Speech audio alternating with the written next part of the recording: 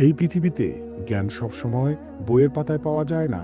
কখনো কখনো একটি সাধারণ চরকার মাঝেও লুকিয়ে থাকে গভীর সত্য। আজ আমরা শুনব এমন এক গল্প যেখানে এক বৃদ্ধা তার চরকার ভেতরেই খুঁজে পেয়েছেন স্রষ্টার অস্তিত্ব ও একত্বের প্রমাণ। একদিন এক মৌলানা সাহেব দেখলেন এক বৃদ্ধা মনোযোগ দিয়ে চরকায় সুতা কাটছেন। তিনি বললেন, বুড়িমা, সারা জীবন কি শুধু চরকা ঘুরিয়েই কাটালে?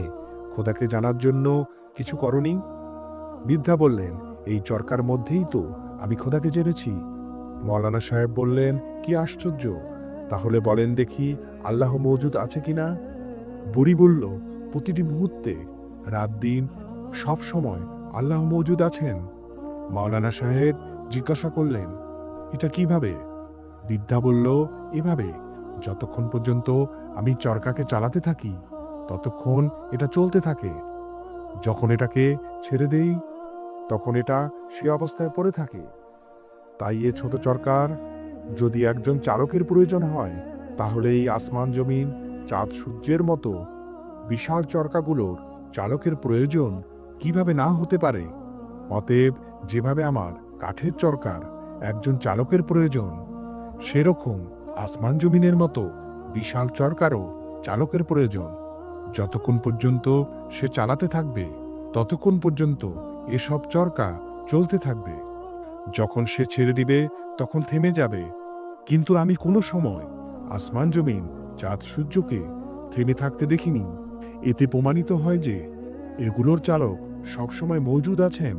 মৌলানা সাহেব আবার জিজ্ঞাসা করলেন, আচ্ছা বলুন তো, আসমান জমিনের চালক একজন নাকি দুজন?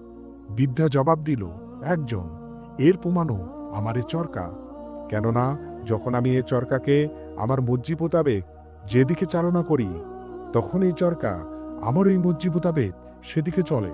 যদি অন্য একজন চালক হতো, তাহলে সে হয়তো আমার সাহায্যকারী হয়ে আমার মর্জি মোতাবেক চালাতো।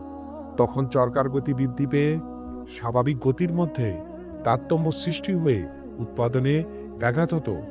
আর যদি সে আমার মর্জির বিপরীতে উল্টো দিকে চালাতো, তাহলে এ চরকা থেমে যেত অথবা ভেঙে যেত। কিন্তু এরকম হয়নি, কেননা আমি ছাড়া অন্য কেউ এটি চালায়নি।